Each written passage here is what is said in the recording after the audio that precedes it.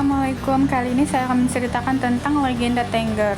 Dan jangan lupa like, comment, subscribe channel ini ya, makasih.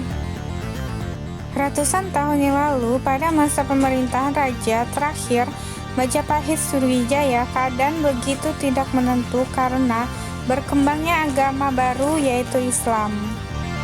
Saat itu, Ratu melahirkan seorang bayi perempuan dan diberi nama Roro Anteng. Kemudian sang putri menikah dengan Joko Tengger, seorang dari kasta Brahma. Karena pengaruh agama begitu kuat sehingga menimbulkan kekacauan, raja dan pengikutnya terpaksa mundur ke wilayah timur, sebagian sampai di Bali dan sebagian sampai di Gunung Berapi. Pasangan suami istri baru Roro Anteng dan Joko Tengger juga bergabung bersama kelompok yang pergi ke Gunung Berapi. Kemudian mereka menguasai daerah Gunung Berapi dan menamakan Tengger. Kata Tengger berasal dari Roro Anteng dan Joko Seger, kemudian dia menamai dirinya dengan Purba Wasesa Mengkurat Ing Tengger, yang berarti penguasa Tengger yang saleh. Bertahun-tahun seiring dengan berkembangnya wilayah yang makmur, raja dan ratu merasa tak bahagia karena mereka tidak memiliki anak untuk menggantikan tahta mereka. Dalam keputusasaan, mereka memutuskan untuk mendaki puncak gunung, tetapi untuk berdoa dan memohon di hadapan para dewa, untuk meminta dan memohon di hadapan para dewa. Dalam keadaan meditasi, pasangan di situ mendengar gemuruh dan kawah Pans terangkat secara ajaib serta dengan petir emas.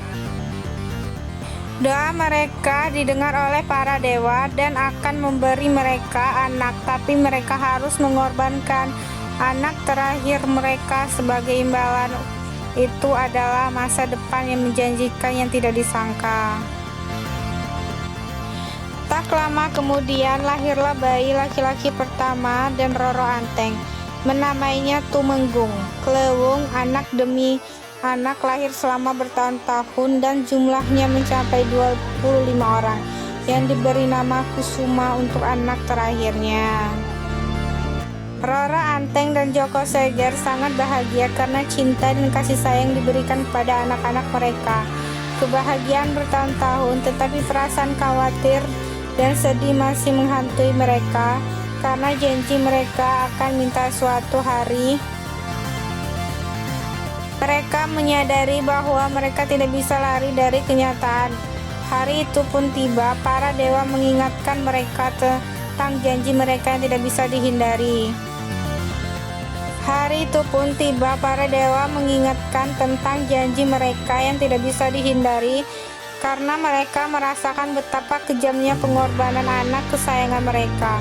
Mereka memutuskan untuk mengingkari janji mereka dengan tidak mempersembahkannya kepada dewa. Mereka membawa pergi anak-anak mereka untuk menyelamatkan anak terakhir mereka dari persembahan mereka, mencoba mencari tempat untuk bersembunyi, namun mereka tidak dapat menemukannya.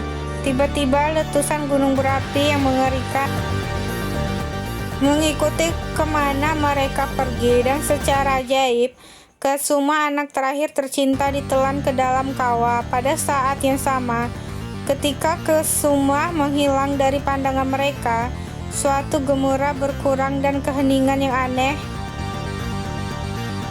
untuk beberapa saat, tetapi sebuah suara tiba-tiba bergema, "Hai saudara-saudaraku tercinta, aku dikorbankan untuk kembali ke Dewa Hyang Widi Mawasa untuk menyelamatkan kalian semua, dan apa yang saya harapkan dalam damai dan hidup sejahtera. Jangan lupa mengatur gotong royong di antara kalian dan menyembah para dewa terus-menerus untuk mengatur upacara persembahan setiap tahun sesuai dengan nasihat Kusuma. dan diadakan dari generasi ke generasi hingga sekarang.